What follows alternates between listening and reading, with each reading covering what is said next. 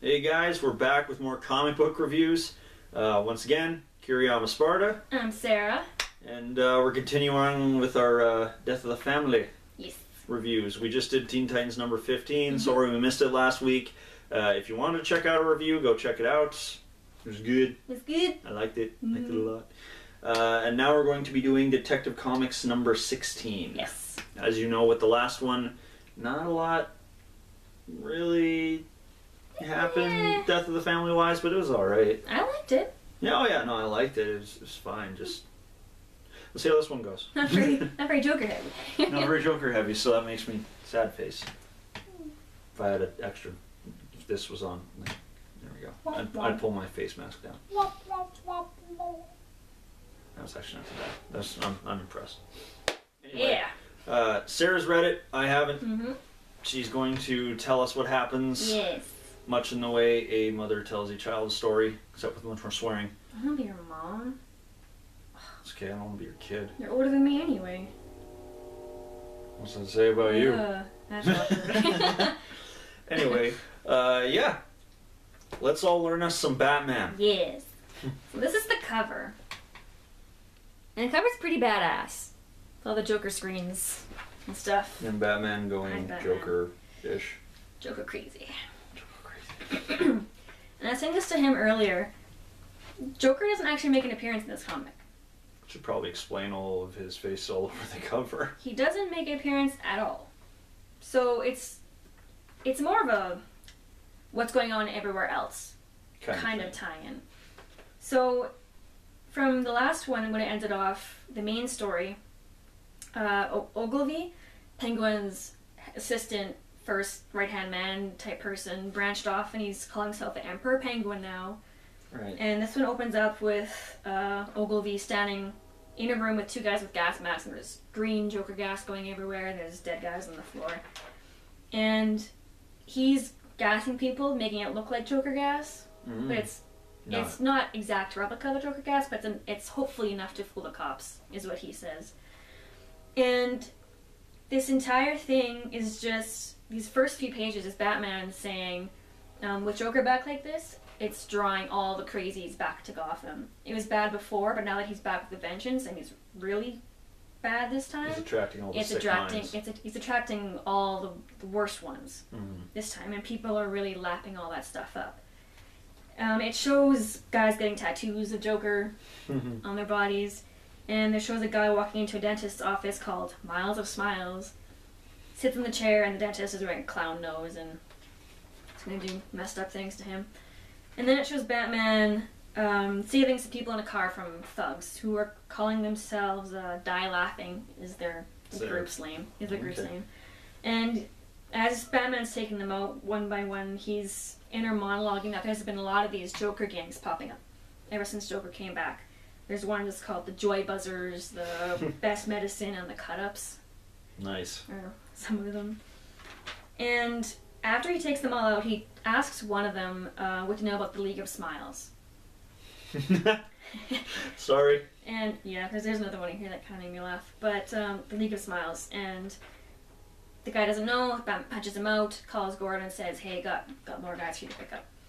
So then we go to Bruce and Damian hanging out in the Batcave, and this is one that I kind of chuckled at.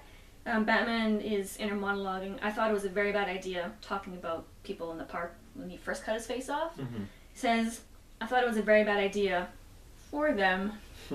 Well, them. I can't do Bane voice, so. It'd be extremely painful for you. Yeah. So Damian is doing a bunch of like facial recognitions in their back computer for all these people finding out who they really are in a park, keeping track of who they are. And Damian's like, I don't know what the point of this is. Let's just deal with them. And Bruce is like, preparation is half the fight. Knowing who these people are, where they came from, is gonna help us in the end. Yeah. And then again, it just goes around showing that bodies have been turning up, and they've been chalked up to the group called the League of Smiles. So yeah, League of Smiles. And Batman doesn't know who they are, and he's trying to tie them all together. It all started with a building burning down with a psychiatrist inside that all of the victims shared. Oh.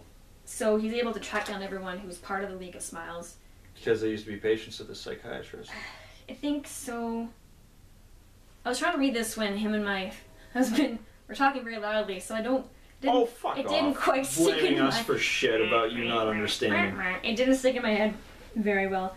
Anyway, Batman finds out this new guy named Torch. He burned down his parents' house and killed them or something. He finds the League of Smiles and wants to join them. So he does. And they show up at a... Oh, crap, what's it called? Some house... Homestead Youth Center. Because they're having a vigil there for all of Joker's victims. Okay. So they're gonna break in and make them victims themselves. And the new guy, Torch, is saying like, oh, what about Batman? And they say Batman's somewhere else, just don't worry about it. And they have like a police scanner going on, so they're able to keep track of Batman's movements. Because they know that he's busy with other gangs that are popping up. Yeah. So, while Batman is dealing with some people who are demanding that Joker's face be put on the $1 million bill, these guys break into the youth center, put Torch on guard, well, all these kids who just so happen to be by a emergency exit door. Batman takes out these kids, shows up at the youth center, and it's burning. He goes inside, finds Torch alone, and he finds out that Torch let these kids go, and his accomplices, the rest of the League of Smiles, got mad and left and burnt the place. Torch burnt the place to the ground. Before he did that, he realized that he didn't want to be part of Joker anymore. He didn't want to be reminded of him anymore. Yeah. And he had a giant Joker smile painted on his face, or tattooed, I believe. Oh, okay. So when Batman sees him, he cut off his bottom part of his face to get rid That's kind of a neat shot. Get rid of the Joker smile. The top page there. So Batman calls him a stupid kid, and then Torch tells him that these guys are the absolute worst, and they're going to kill again and again and again. And there's a guy named the Merrymaker, who's the leader of the gang. And that's when we go back to the 3 other League of Smiles people who went back to their boss, who is the Merrymaker. He looks like one of those doctors from Assassin's Creed. He has a plague mask on, but they go back to him and say, sorry, we failed. Merrymaker goes, that's okay. We're just getting started. That's alright. Just getting started. So that at the bottom is what the Merrymaker looks like. So it's a red and black plague doctor's mask is what it is. So that's the first story. So now we're going to the second story, which centers on Ogilvy again. So when you first open up this story, Ogilvy just lasered someone. He did that same thing and cut the skin off. Yeah, he opened up the face. This is surprisingly violent, I'm seeing. They're all violent. But I didn't know they were that violent. They're pretty violent. Sweet. So we find out that Ogilvy lasering this guy's face was kind of at the very end of this story.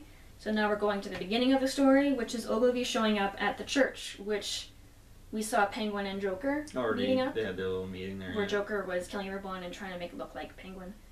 And Ogilvy's there asking, oh, hey, what's going on? And Bullock is there. He doesn't tell him anything, but a detective cop, a rookie, shows up saying, I can't handle it. This is supposed to look like Penguin, but it was everyone's saying it was the Joker. Like the forensics guys are saying it was the Joker. So Ogilvy kind of just smiles, got what he wanted, and left. So then it's showing that since that happened, there's been kind of a gang war ignited because of that. Gotham's organized crime families are on the brink of full-scale war because of all these gang members that were killed. And then we go to Ogilvy meeting with a bunch of random people that... A couple of these were meeting with Penguin about money, like putting their money in his bank or whatever. So there's... what's his name? Mr. Combustible, I think, is one of them, and Hypnotic, and I don't know who the other guys are. Yeah, I don't know who any... It's no one really important. Just kind of like C-rated villains, really. But the floating pair of glasses is somebody too. Yeah, and the blue ball, that's Mr. Combustible, Dr. Combustible. He's combustible. So, all these people are wondering, who the hell he is. And Ogilvy says, I'm not working for Penguin anymore. I am the Emperor Penguin, and I am taking over Penguin's stuff. Yeah. I am taking over his enterprise and all that kind of stuff. And the guy that you see being lasered at the beginning of this story talks back saying, you can't just, and nobody can't just walk up and... Yeah. You good? Yeah, we're good. And nobody can't just walk up and do this. So that's when Ogilvy lasers him. And Ogilvy says, here's what we're going to do. And that's when he lasers him and says, blame Joker.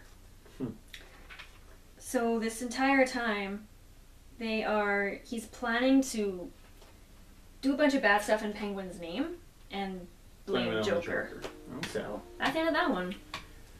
It was alright. So it was alright. Not a whole lot happens. I kind of wish they would have stuck with the Poison Ivy and Clayface. Yeah, that was a bit more interesting anyway. Because it kind of ends in a cliffhanger, sort of. Kind of would have liked to know what happens with that one, but this one was okay. Yeah, it was okay. Not a lot happened. It could easily be summed up in two sentences, yeah. But yeah, it was alright. Yeah. Alright. Do you know what we have coming out next week? Nope. I'd imagine we have Before Watchmen, probably Comedian. Hopefully. It's been a couple weeks. It's been a bit since Before Watchmen, yeah. Yeah. Anyway. Yeah, if you had a good time here, please hit that subscribe or thumbs up button, comment, send us a message. Yeah, I'm Kiriama Sparta. I'm Sarah.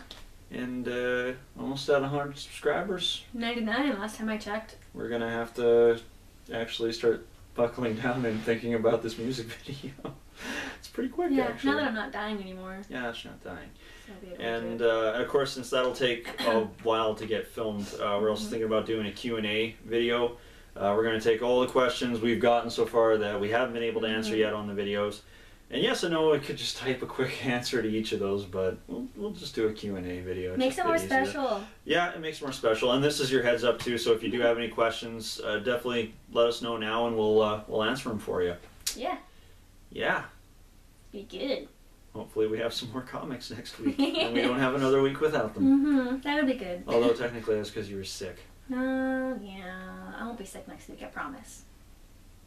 Even if I have the plague, I'll still be here.